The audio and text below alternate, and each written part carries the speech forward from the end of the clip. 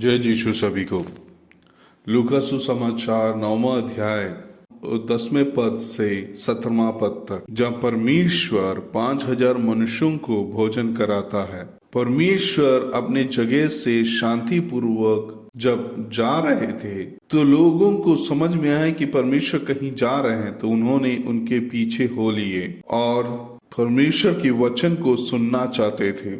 जब परमेश्वर ने उसको वो चीज देखा तो वो एक जगह जाके उनको अपने राज्य के निर्माण के बारे में पढ़ाने के लिए शुरू किए और अनेक लोगों को चंगाई भी दिया।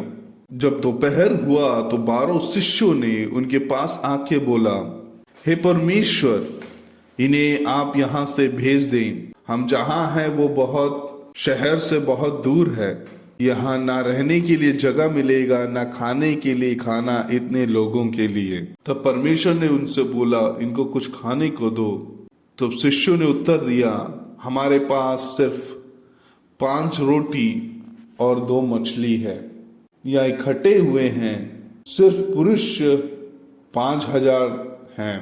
परमेश्वर ने बोला, सबको बैठने के लिए बोलो।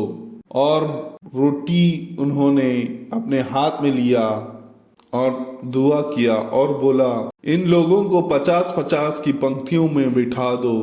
तब शिष्यों ने ऐसे ही किया। तब यीशु ने 5 रोटी और 2 मछली ली और ऊपर आकाश की ओर देखकर उन्हें आशीष दी। फिर उन्हें तोड़कर शिष्यों को दिया कि वे लोगों को परोसें। सब ने भोजन किया और तृप्त हुए। उन्होंने बचे हुए टुकड़ों से भरी हुई 12 टोकरियां उठाई। परमेश्वर की स्तुति हो। एक अद्भुत चमत्कार को देखने को हमको यहाँ मिलता है।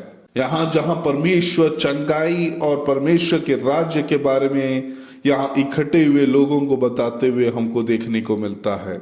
इससे हमको ये मिलता है कि भाई, हमारे जीवन में बहुत बड़ी कठिनाइयां होंगी, दुविधाएं होंगे, परेशानियां होंगे, असंभव हमको लग रहा होगा।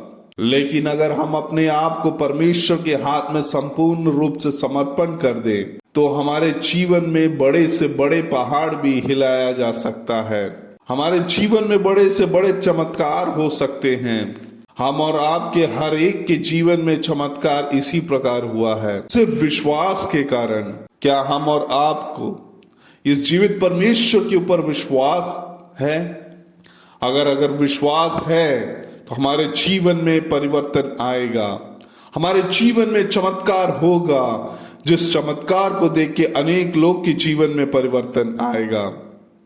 इसलिए सबसे बड़ी जरूरत यह है कि हम अपने आप को परमेश्वर के हाथ में समर्पण करें।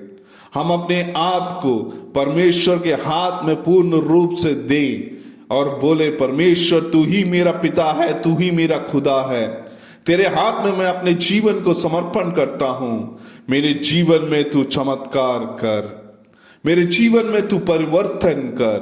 इस उपवास के समय जिस हिसाब से यहां हमने देखा 5000 को परमेश्वर ने 5 रोटी और 2 मछली से तृप्त किया, तो फिर आज के दिन हम अपने आप को परमेश्वर के हाथ में समर्पण करने में क्या बड़े बड़े चमत्कार हमारे जीवन में हो सकते हैं।